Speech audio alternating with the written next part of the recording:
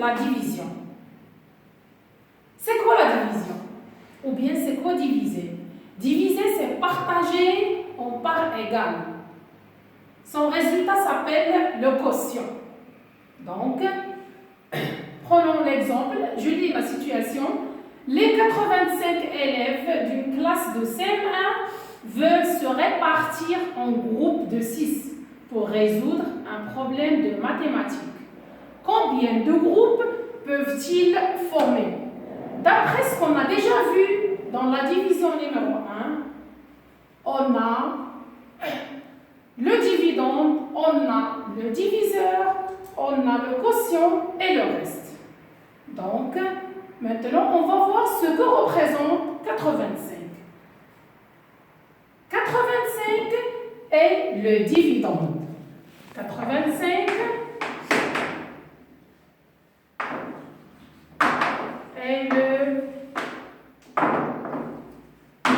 dividende, c'est-à-dire le nombre qui est divisé. 6 est le diviseur, c'est-à-dire le nombre qui divise. Maintenant, on cherche, avant d'effectuer la division, on cherche combien de fois 6 est contenu dans 85. On cherche le nombre de chiffres du quotient. Donc, pour trouver le nombre du chiffre du quotient, j'encadre le dividende. Le dividende, c'est 85. J'encadre le dividende. Comme ça, j'écris le diviseur 6 fois et 6 fois. Et je cherche le nombre. Maintenant, je multiplie le diviseur par 1. 6 fois 10, 6 fois 100. On a 6 fois 1 est égal à 6. 6 fois 10 est égal à 60. Et 6 fois 100 est égal à 600.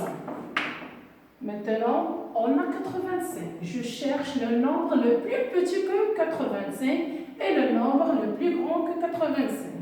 Maintenant, j'encadre 60 et 600. Donc, j'écris 6 fois 10. Ici, c'est 6 fois 100. Pourquoi? Parce que 6 fois 10 est égal à 60 et 60 est plus petit que 85. Et 6 fois 100 est égal à 600 et 600 est plus grand que 85. Maintenant, on va effectuer la division.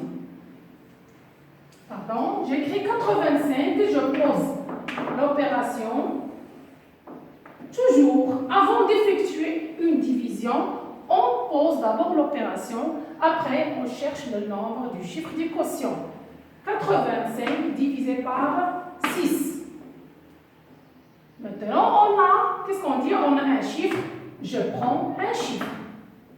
Donc, 8, on a combien de fois 6?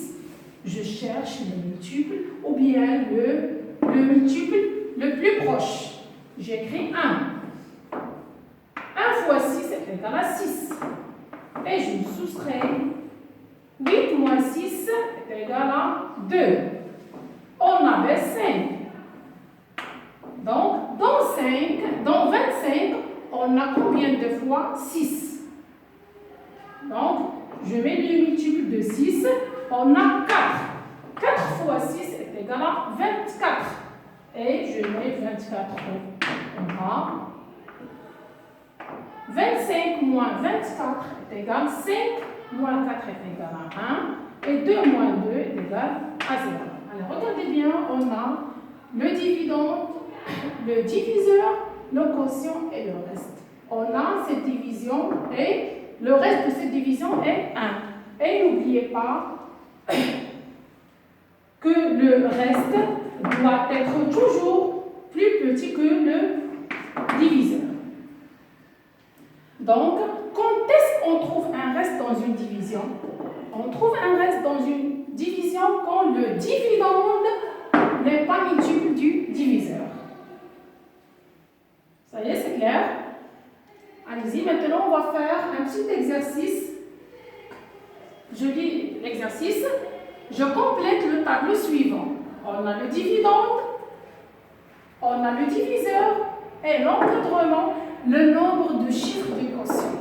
L'encadrement, c'est-à-dire l'encadrement du dividende.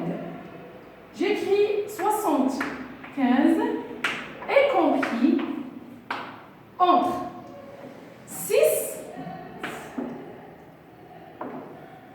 j'écris toujours comme ça, 6 fois et 6 fois. Et je cherche le nombre le plus petit que 75. Par quoi je multiplie 6? Si par exemple je mets 6 fois 1 et 6 fois 10, 6 fois 1 est égal à 6 et 6 fois 10 est égal à 60. Et 60 est plus petit que 75. Donc, j'écris 6 fois 10 et 6 fois 100. On a 6 fois 10 est égal à 60 et 6 fois 100 est égal à 600. Donc, 75 est compris entre 6 fois 10 et 6 fois 100. Donc, maintenant, j'écris le nombre de chiffres du quotient. On a 6 fois 100, 100 contient 2 zéros. Donc, le nombre de chiffres du quotient est 2. Si par exemple, si on a 6 fois 1, si on a par exemple 6 fois 1 et 6 fois 10, le nombre de chiffres du quotient est 1. Maintenant, on a 10 et 100, donc le nombre de chiffres du quotient est 2. Maintenant, on va encadrer 43. Est-ce que c'est clair? Je mets toujours 43 et compris entre 7 fois et 7 fois. Je cherche par quoi je multiplie 7 pour avoir un nombre plus petit que 43. 7 fois 1 et 7 fois 10. Donc, le nombre de chiffres de quotient est 1. J'écris 1.